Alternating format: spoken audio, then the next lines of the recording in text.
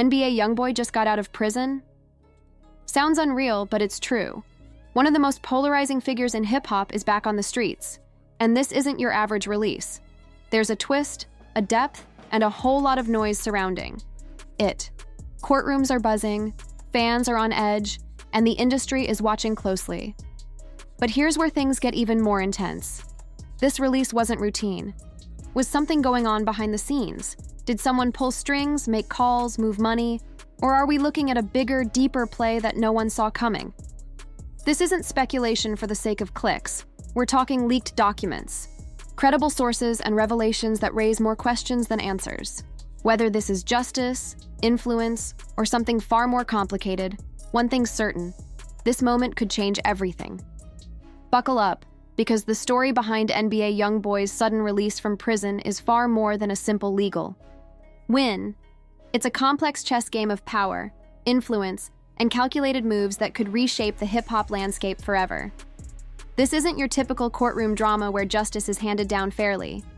Instead, it's a saga of control wielded from the shadows, a high-stakes strategy that flips the whole narrative on its head.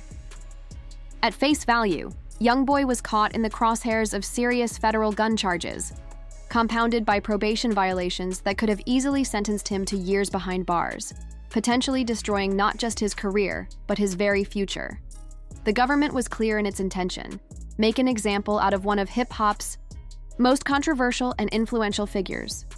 Prosecutors assembled an ironclad case, armed with surveillance footage, wiretaps, witness testimony, and financial records portraying YoungBoy as someone deeply entangled in criminal activity. This was no minor run-in with the law. It was a federal case designed to send a message. For months, his defense team fought relentlessly, deploying every legal strategy available, from appeals to technical challenges, trying to chip away at the mountain of evidence stacked against their client. Yet despite their efforts, the odds seemed overwhelmingly against YoungBoy. The courtroom was a battlefield, and it looked like the prosecution had the upper hand, poised to keep him behind bars for a long time. Then, almost out of nowhere, everything shifted. The evidence began disappearing, witnesses withdrew, and court proceedings were inexplicably delayed. It was as if an invisible hand was dismantling the case piece by piece.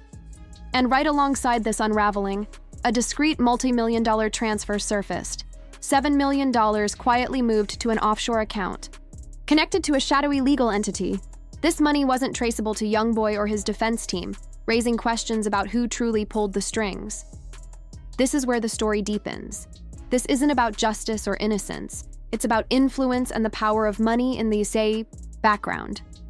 The deeper you dig, the more it's clear this release was no accident or stroke of luck.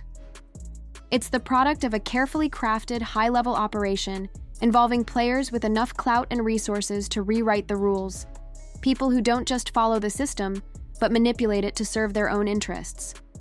In hip-hop, where the line between art and business is blurred, YoungBoy isn't just an artist. He's a valuable brand, a revenue-generating powerhouse. If he stayed locked up, a lot of industry insiders stood to lose significant money and influence. So instead of letting their asset fade away behind bars, these unseen forces stepped in, bought time, and paved the way for his freedom. But with strings attached. This power move sends a message. In this game, freedom isn't given. It's negotiated, purchased, and controlled. NBA YoungBoy's release wasn't luck. It was strategy. And now, the question remains: who's really in charge, and what price will be paid next? YoungBoy's legal team pulled out all the stops. They pushed hard for bail, launched appeal after appeal, and dissected every detail of the case looking for cracks in the system. But nothing stuck. The prosecution wasn't budging, and they came armed with what they called ironclad evidence. "We have proof that speaks for itself," the district attorney claimed, pointing to surveillance footage, tapped phone calls, eyewitness testimonies, and financial records that painted YoungBoy as more than just an artist. They said he was operating like a criminal mastermind. From their side, the case was airtight, locked up, sealed, and ready for conviction. Let's be real. What happened with NBA YoungBoy's sudden release from prison doesn't feel like justice. It feels like strategy. Just a few months ago, he was staring down the kind of charges that ruin careers and end freedom.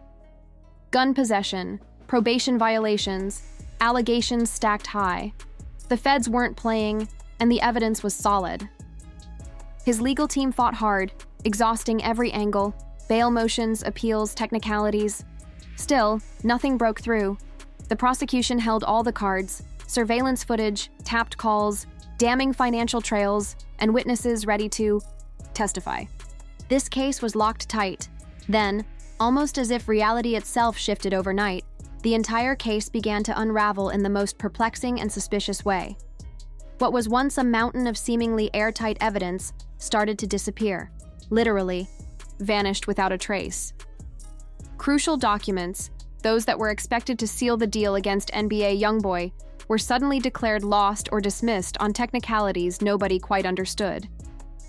The witnesses who had been ready and willing to testify, people whose words could have kept him behind bars for years, began to back out or simply went off the radar altogether. Some disappeared without a trace, leaving the prosecution's case hanging by a thread.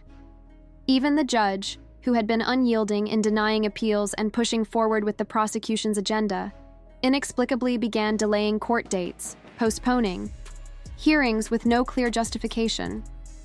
This was a stunning reversal of fortune that no one saw coming. The timing alone was enough to raise eyebrows, but it was what happened next that made the whole situation feel like a scene out of a thriller. Right around this chaotic collapse of the case, a discreet $7 million transfer was made to an offshore account linked to an obscure legal entity, an account far removed from public view and scrutiny. This transaction coincided almost perfectly with the sudden legal leniency extended to YoungBoy. The money wasn't traced to YoungBoy himself or his known associates, nor was it connected to his defense team. It came from somewhere else, somewhere far more shadowy and powerful. The big questions quickly emerged. Who was behind this massive transfer? Who was the true beneficiary? And more importantly, what was the purpose of moving such a vast sum through a secretive channel right when the case appeared to collapse? Was this a calculated payment to facilitate his release? Speculation has run wild. Some say it was YoungBoy's own camp, pulling strings and mobilizing resources to influence the outcome. Others point fingers at his record label, suggesting they might have orchestrated the deal to protect their lucrative investment. But the most chilling theory is that an even bigger, more clandestine force was involved, an unseen power within the industry or beyond that values control over justice. This theory suggests that YoungBoy's release wasn't a matter of right or wrong, but rather a strategic move made by those who saw him as a valuable asset, someone worth saving, but only on their terms. This mysterious intervention wasn't about freeing a man. It was about ensuring control over a brand that generates millions, if not billions. It's a reminder that in the shadows of the entertainment world, money and power often dictate outcomes, and sometimes freedom comes with invisible chains attached. As the dust settled on the courtroom, the unanswered questions lingered, setting the stage for a deeper investigation into who really holds the reins, and what price YoungBoy might have paid for this sudden, shocking freedom. Because YoungBoy isn't just a rapper, he's a multi-million-dollar brand. His music, streams, and influence are worth fortunes, and if he stayed locked up, the ones losing the most wouldn't be fans. It would be the label execs, investors, and stakeholders feeding off his success. So maybe this wasn't a legal win at all. Maybe it was a business transaction. But nothing in this industry comes without a cost. If someone bought his freedom, they expect a return. And that could mean YoungBoy isn't moving on his own terms anymore. Since his release, everything feels different. His energy, his interviews, his music. It all seems more controlled. The wild independent rebel is now making moves that feel scripted, calculated, the kind of moves artists make when they owe someone. And this isn't new. We've seen it before. Artists who go in bold and untouchable come out reserved and polished. They stop speaking on certain issues, shift their messaging, and start playing by rules they once rejected. It's a pattern, and it often starts with a deal. In the music industry, the deeper you go, the more the lines blur between success and sacrifice. Some give up their independence, some give up their voice, others give up something even darker. And while that might sound like conspiracy talk, ask yourself, why is no one talking about YoungBoy's release? No media frenzy, no legal experts analyzing the case. Just silence. And silence in this industry, it's never accidental. So the real question isn't just who got him out, but what did he give up to make it happen? Because if YoungBoy is free, but no longer in control of his message, his music, or his movement, is he really free at all? And if the industry saved him, it's not out of loyalty, it's because he's an asset, and assets are managed, owned, directed. Now, all eyes are on his next moves. Will he stick to his original path or start aligning with agendas that benefit the people who pulled strings for him? Because when hundreds of millions are on the line, freedom stops being about justice and starts being about ownership. He's not just an artist anymore, and if you've been paying attention, the signs are already there. Since NBA YoungBoy walked out of that cell, something's shifted. He's quieter, more calculated. The wild, rebellious energy that used to follow him like a shadow, it's toned down. His name's no longer dominating headlines with controversy, and that silence, it's not random. That's what makes this moment feel so heavy, because it begs the question, what comes next? History rarely favors artists who become too powerful without playing by the industry's unspoken rules. The music world is full of cautionary tales, icons who soared too high without corporate backing, or artists who refused to be tamed, only to mysteriously vanish from the spotlight. NBA YoungBoy is a prime example of that kind of unfiltered energy. Before his legal troubles, he was a phenomenon, a self-made juggernaut who racked up billions of streams without leaning on mainstream industry tactics. No late-night shows, no major award circuit, no glitzy industry alliances, just raw talent, digital dominance, and a fiercely loyal fan base. That level of independence is rare and threatening, because when an artist starts making real money without needing the system, those who run it start asking dangerous questions. How do you control someone who's already winning outside your structure? And more importantly, how do you benefit from them without owning them? Now that YoungBoy is free, it's easy to believe the headline, "Rapper beats the case." But look closer, and it feels less like a legal victory and more like a silent handshake behind closed doors. Something shifted. The wild energy, the public defiance, the constant battles with the system, it's all been dialed down, almost too perfectly. That's not usually the aftermath of beating a federal case. That's the tone of someone who knows he's playing a new game, with higher stakes and stricter rules. Because let's be honest, the industry doesn't just let go. If they step in to save you, it's not out of goodwill. It's an investment, and investments demand returns. Whether it's ownership of masters, creative control, or loyalty in public partnerships, there's always a price. And once you've taken the deal, walking away isn't really an option. YoungBoy may be physically free, but spiritually, creatively, he might be more bound than ever. Time will tell whether he conforms or pushes back. But if history teaches us anything, it's this. In an industry driven by power and profit, true independence is the most dangerous thing you can have, and the first thing they try to take. So now there are only two paths: fall in line and stick to the script, or try to break free and face the consequences.